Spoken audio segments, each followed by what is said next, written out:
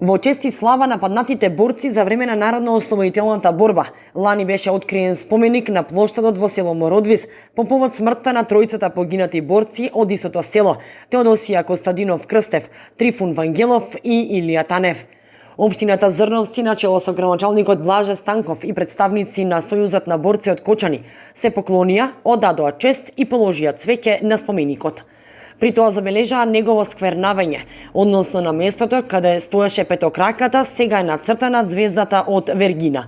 Символот е избрусен, а од корната е петокраката, што, како што вели градоначалникот Блаже Станков, ова е вистинско сквернавање и чист вандализам и директно бришање на поновата историја. Станков за Канал 8 истакна дека уште веднаш случајот го пријавил во полиција и се работи на разоткривање на сторителите, а повторно ќе биде нацртана петокраката, како што си беше поставено лани.